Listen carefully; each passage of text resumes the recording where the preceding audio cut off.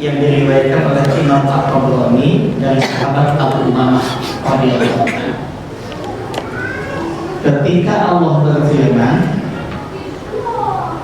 kepada para malaikatnya, Allah menjelaskan intoliqu ila abdi, wahai para malaikatku, pergilah kalian temui hamba-hamba. Untuk apa ini hamba-hamba? Kata Allah, pasuku alaihi ba'asoba, timpakan kepada mereka berbagai bencana musibah apapun. Untuk apa? Pak ini uhibbu an asma'a sautah, karena aku rindu, aku cinta suara jeritan hamba-hambaku memohon perlindungan kepada aku. Rindu, kata Allah, suara hamba-hambaku menjerit memohon perlindungan kepada. Kalau level ini ya kita bersyukur. Kalau sebenarnya bukan barangkali kita lalai setelah kita diselamatkan oleh Allah dari bencana kepungan COVID-19, kemudian kita bereporia begitu sehingga lupa dan kita berpikir kepada Allah, disentil lagi, tidak pikir lagi. Ya, ini kemungkinan pertama. Ya. Yang kedua, merujuk Quran surah Al-Ankabut surah ke-29, kalau 29 ya halaman 40 itu ayat 2 ayat 3. Kemungkinan yang kedua menurut Al-Quran adalah itu adalah ujian. Kalau ujian rumusnya itu bisa lulus, bisa menjadi pemenang, atau bisa jadi pecundang. Itu bergantung cara kita merespon. Itu ada rumusnya, menjadi pemenang atau jadi pecundang. Ya, ujian. Bagaimana Allah berfirman? A'udzubillahi minasyaitonirrajim. Bismillahirrahmanirrahim. Ahasiban nasu ayyutraku ayyaqulu amanna wa hum la yuftanun.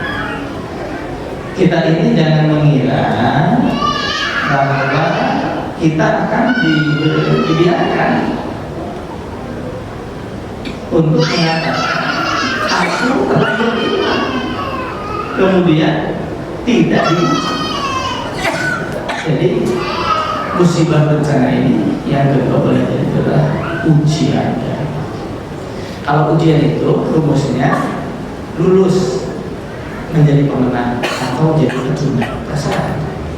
Kalau kita sungguh-sungguh menjalaninya, penuh kesabaran, menyempurnakan ikhtiar, hasil akhirnya pasti lulus.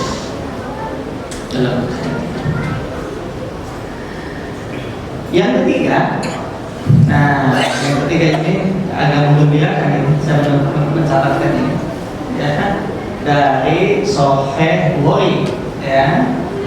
Kemungkinan yang ketiga musibah bencana COVID-19. Kemungkinan yang ketiga adalah menghapus dosa-dosa. Ngambil tobat mah hese.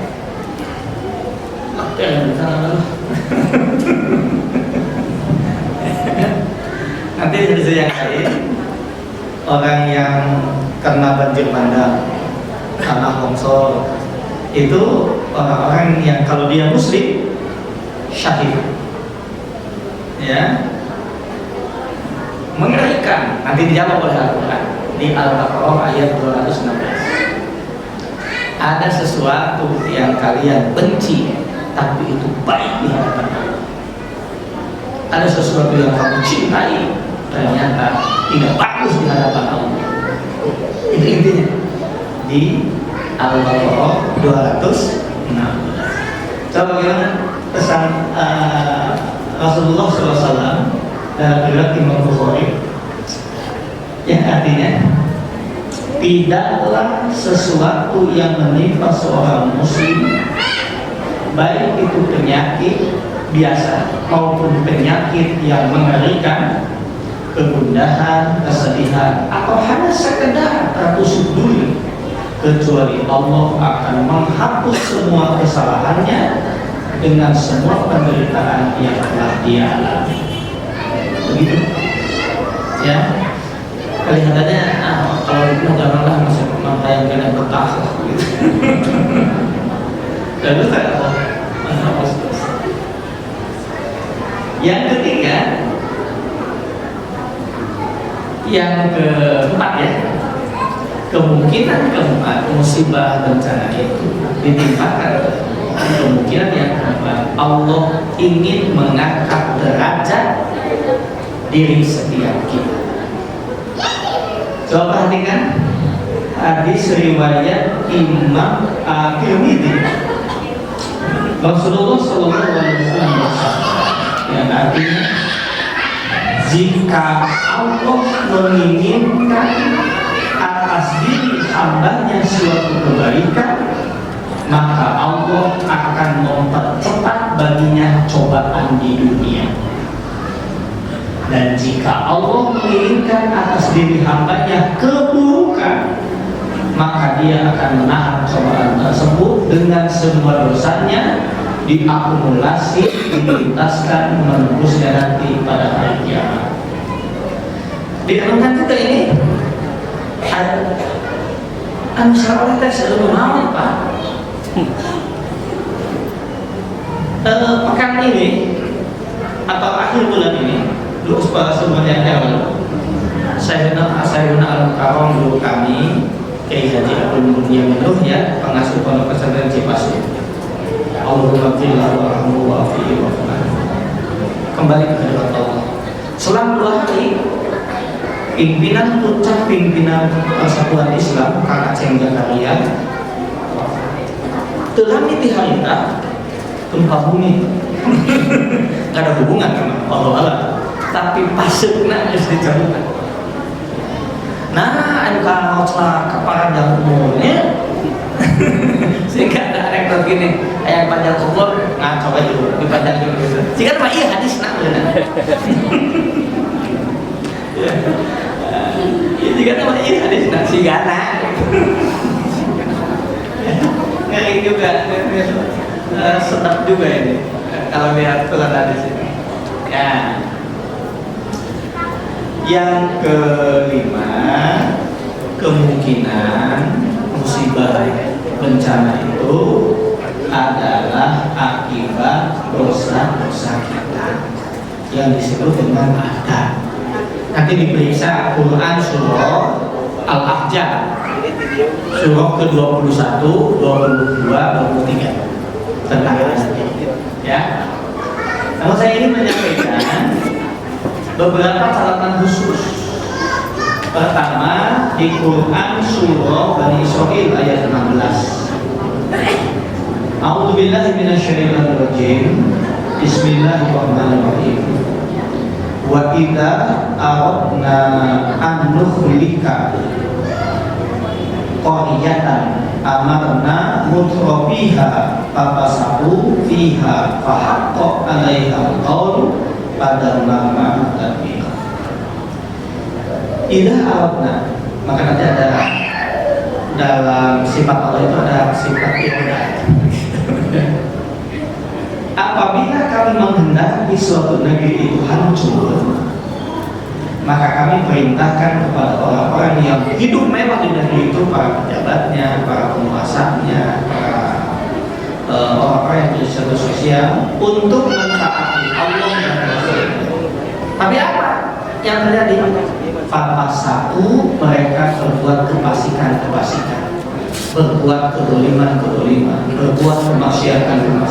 Nah, kalau sudah begitu, fahaqqa 'alaihal qaulu fadammarna tadmira, maka berlakulah ketentuan atau sunnatullah terhadap mereka, kami hancurkan negeri itu sehancur-hancur. Nah, secara khusus Rasulullah Shallallahu Alaihi Wasallam mengingatkan kita dalam beberapa hadis, ya, Beliau merasa khawatir tentang kemungkinan lahirnya berbagai musibah dengan akibat kita yang mengundangnya. Apa saja yang mengundang datangnya musibah dan bencana itu? Pertama, apabila kemaksiatan sudah didemonstrasikan secara berjamaah. Jadi ini dosanya kolektif. Yang kedua, apabila kecurangan bisnis sudah dilakukan hampir setiap orang. Yang ketiga, apabila zakat tidak lagi ditunaikan. Yang keempat, apabila janji-janji, baik itu janji politik, janji segala macam, sudah biasa diingkari. Yang kelima, kata Rasul, apabila isi Al-Quran tidak lagi mendapat perhatian. Di riwayat yang lain Rasulullah menjelaskan bahwa di antara dosa besar yang dapat mengundang musibah datang lebih cepat dari yang diperhitungkan atau diperkirakan itu ada 4. 1, apabila perbuatan zina sudah merajalela. Yang kedua, perjudian menjadi hal yang biasa. Minuman khamar menjadi budaya. Menyakiti kedua orang tua menjadi perbuatan yang biasa. Lihat Quran Surah Al-Maidah ayat 78-79 yang menjelaskan tentang pesan kepada Bani Israel. Rasulullah menjelaskan dalam hadisnya, apabila semangat nahi munkar sudah tidak ada. Sebab ayat itu mengutuk melaknat Bani Israel yang sudah sangat permisif dalam hidupnya. Apabila semangat nahi munkar sudah tidak ada. Kedua, apabila setiap orang sudah mentolerir perbuatan dosa sebagai sesuatu yang wajar dan normal, maka pada saat itu Allah akan menurunkan azab secara merata menyeluruh tanpa pilih. Yang lebih mengerikan di hadis itu Allah menjelaskan, pada saat itu doa orang soleh pun tidak lagi didengar oleh Allah. Ya itu. Ya. Lalu apa solusinya? Solusinya Allah masih tahu coba kita. Pertama di Quran surah Hud surah ke-11 ayat 52.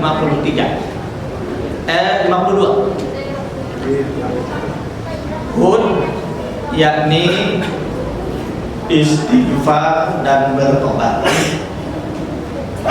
Kebanyakan istighfar. Khalifah Ali bin Abi Thalib memberikan penegasan. Ma najala bala'un illa bidalil. Sesungguhnya Allah tidak akan pernah menurunkan adab kecuali karena perbuatan dosa. Walau bala'un, dan Allah tidak akan menghentikan bencana musibah apapun illa bitaubatin, kecuali dengan jalan taubat. Begitu. Itu yang pertama. Nanti bahasanya. Yang kedua apa solusinya? Rasulullah dalam riwayat Muslim dan Bukhari Muslim menjelaskan kepada kita yang sering dibaca, panjang hadisnya tapi intinya yang ini. Wallahu wa ini bukan mau kosan. Wallahu dan Allah fi aunil abdi maka al-abdu fi auni abdi. Allah senantiasa akan menolong seorang hamba selama hamba mau menolong seorang. Jadi kalau kita menolong orang lain itu bukan menolong orang lain, hakikatnya kita sedang menyimpan investasi agar Allah mudah menolong kita. Jadi secepat kita menolong orang lain, secepat itulah Allah akan menolong kita. Maka ketika ada gerakan donasi untuk teman-teman kita di Cianjur Segera, bukan untuk mereka, untuk kita. Dengan hadis ini. Ya.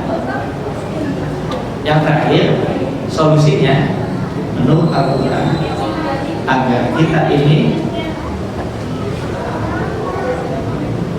dapat mendapatkan pertolongan Allah, perbaiki kualitas takwa kita. Surah At-Tolak ayat akhir ayat kedua dan awal ayat ketiga.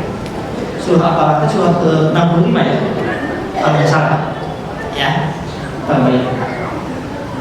Jamaah sekalian, ini adalah serta ringkas hari ini setting sejarahnya, setting sosiologisnya bencana jadi.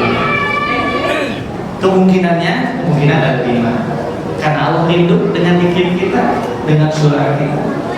Boleh jadi itu ujian, boleh itu cara Allah menghapus dosa, boleh jadi itu cara Allah mengangkat derajat, dan yang kelima yang menakutkan, boleh jadi karena itu adalah akibat dosa-dosa. Solusinya 3. 1, banyak istighfar, taubat kepada Allah. Yang kedua, segera merespon bantuan kepada orang yang sangat membutuhkan. Yang ketiga, ini kata kunci yang pertama sebetulnya, perbaiki, tingkatkan, istiqomahkan kualitas ketakwaan kita.